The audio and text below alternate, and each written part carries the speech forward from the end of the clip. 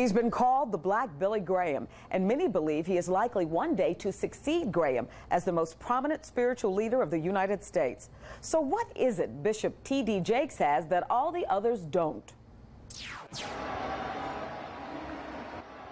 In January, Super Bowl 2000 brought more people to Atlanta and more money than any other single event will all year. In terms of economic impact, third place goes to the Super Show, which was held in February. So what's number two? Well, it's coming this summer, and the answer may surprise many of you. You have got to get your head out of the back seat of your car. God is doing something through the front window.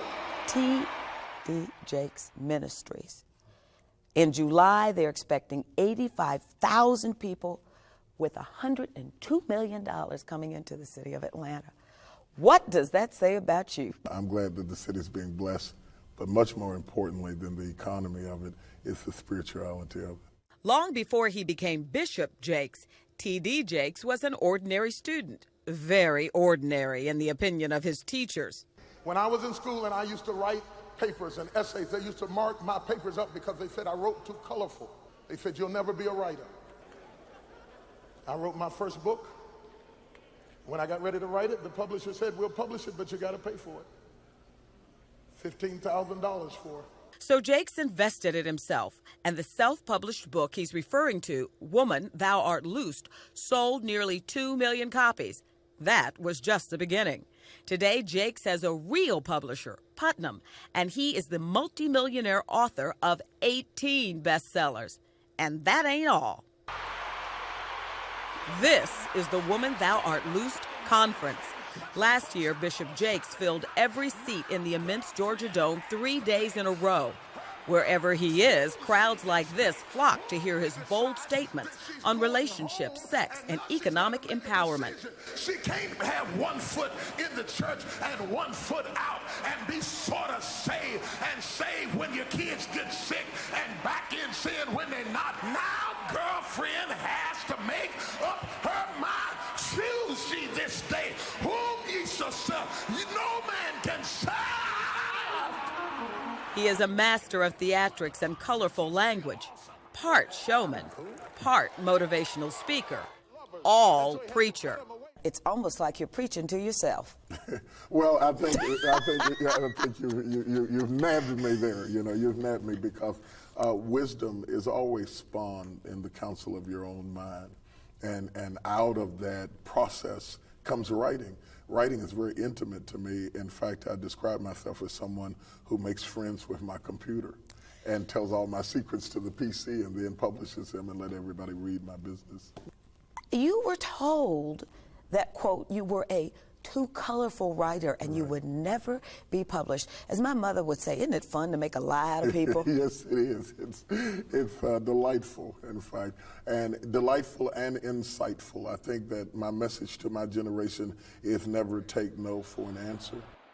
His message turned pain into power with catchy sermons like Forever the Victim, I Don't Think So, and PMS, that's power, money, sex. Bishop Jakes has amassed a devoted following, lots of money, and something else, something that has been in pitifully short supply for people in his line of work since the downfall of Jim and Tammy Baker. Respect. I've become an icon to many, many people who have been told what they could not be, do, or have. One reason, he is not another money-grubbing televangelist. Because of his books, he already is independently wealthy. But that wasn't the case when he started out with a congregation of about 500 in Charleston, West Virginia, where for years he was known as One Suit Jakes. Okay, and the suit was very raggedy and the lining was worn out, and my wife used to wash it in the washing machine because we couldn't send it to the cleaners. Deal with those folks who say, because you know they say it, it's been written up, well, he's got this fancy house and this fancy car and he's in fancy suits. A lot of my economic empowerment has come through the writing, and because it has enabled our church to focus a large portion of our finances on programs and outreaches to the community. You know, people don't think of religion as being business. It is both.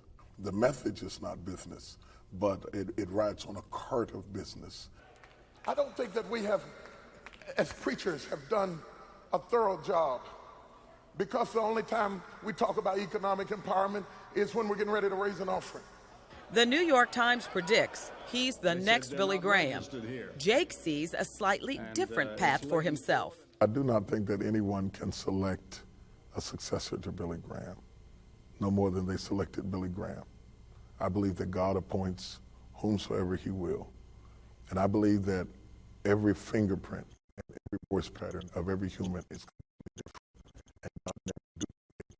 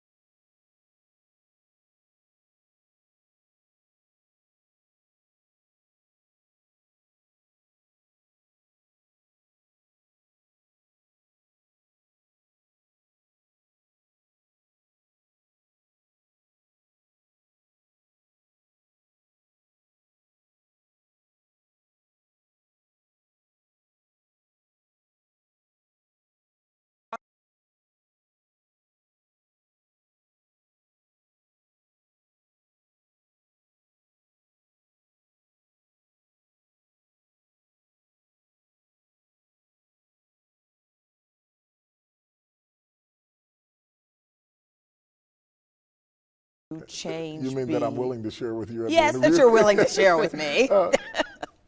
Not just one, many.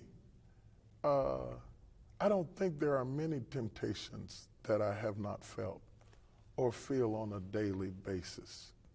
I am concerned about people who divulge their sins publicly.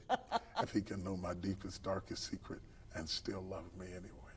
Okay, I won't give my answer, but that's all right. How That's you a like good that? answer.